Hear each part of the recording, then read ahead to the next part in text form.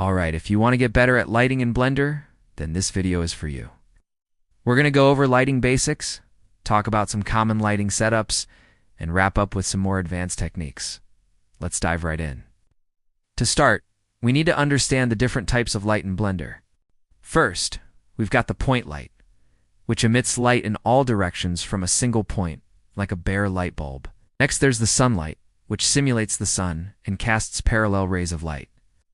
Then we've got the spotlight, which is like a flashlight and emits light within a cone. And finally, there's the area light, which emits light from a surface like a square or circle, acting like a softbox.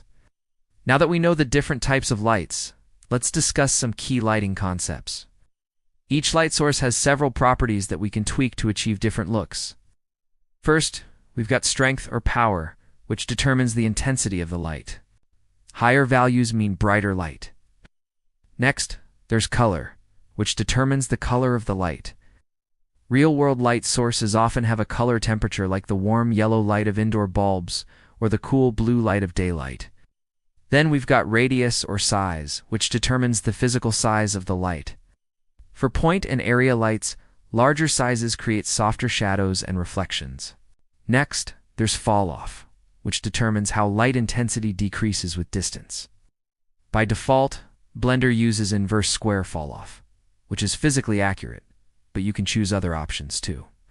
So now that we know how to tweak individual lights, let's look at some common lighting setups. First, we've got three-point lighting, a classic setup used to illuminate a subject. The three-point lighting consists of the key light, which is the primary light source and usually the strongest. It defines the main shape and form of the object. Next, we've got the fill light, which is a softer light that fills in the shadows cast by the key light. It helps reduce harsh shadows and reveals more details in the object. And finally, we've got the rim light, also known as the backlight. Placing the rim light behind the object creates a subtle outline, separating the subject from the background and adding depth. Let's talk about some best practices for lighting your scenes. First, never use flat lighting. Lighting everything evenly from the front can make your scene look boring. Use shadows to define form and add drama to your images. Use references. Study real-world photography and cinematics to get ideas on how light behaves and is used to create mood. Use accurate brightness and scale for physically correct results, especially when using cycles. Try to match real-world values for light, intensity, and size. Emphasize your subject. Use lighting to draw the viewer's eye to the most important elements in your scene. Make your subject brighter, or use rim lights to make it pop. And finally, don't be afraid to experiment with colors. Try subtle color tints to add warmth or coolness to your scene. If you want to learn more about lighting, check out the videos in the description. Let's move on to some more advanced lighting techniques. First, we've got volumetric lighting, which is used to create rays of light visible in the air. You can simulate effects like fog or dust by enabling volumetric lighting and adjusting the density of the medium.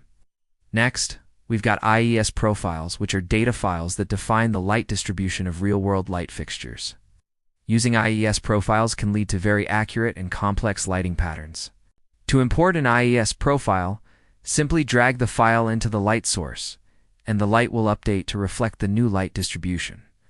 And finally, let's talk about light linking.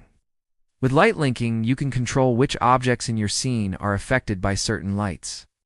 This can be especially useful for controlling reflections or highlights on specific parts of your scene. And that's a wrap. We covered a lot of material in this video, but this should give you a solid foundation to start experimenting with lighting in Blender. Remember to like and subscribe if you found this helpful. And as always, thanks for watching.